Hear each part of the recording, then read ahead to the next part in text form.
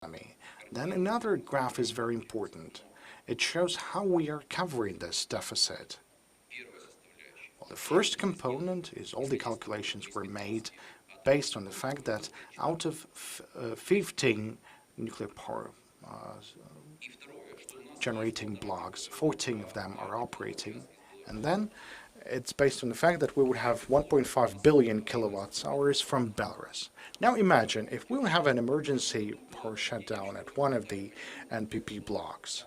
Remember there was a conversation why we had so many coal in the beginning of October, and then like what happened to that coal in November?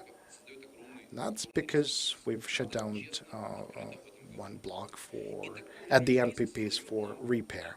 Now the same risk is coming from the import. Why haven't we imported in summer, autumn and winter? The import has reduced the price in 2019-2020.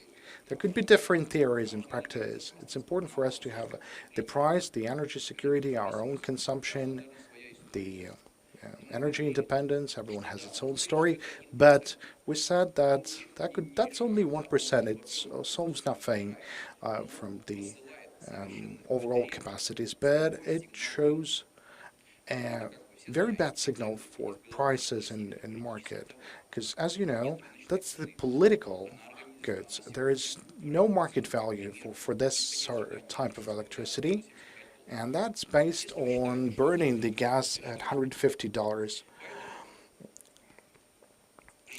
And I believe that this is not a market approach. So a willingness to save the money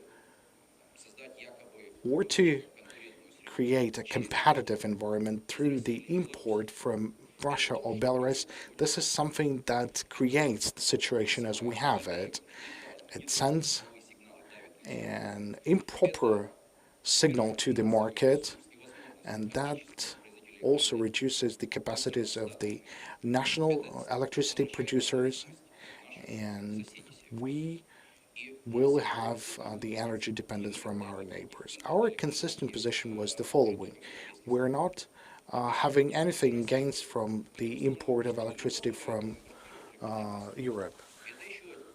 And this is just another example why this is not happening, and why are we not raising the question about reducing the price caps for Burштyn, and then the Slovakia, the Hungary could be importing their or exporting their energy.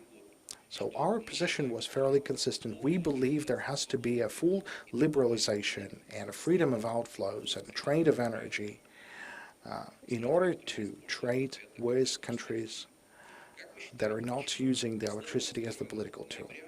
Why was there a shutdown in coal supplies from Russia, and why they've blocked the transit of coal from Kazakhstan? This is the example of import.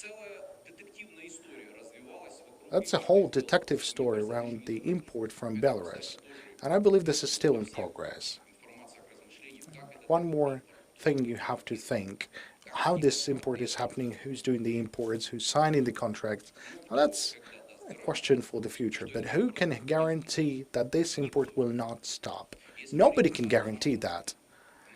And speaking about our long-term or short-term plans with regard to energy safety, the supply of energy resources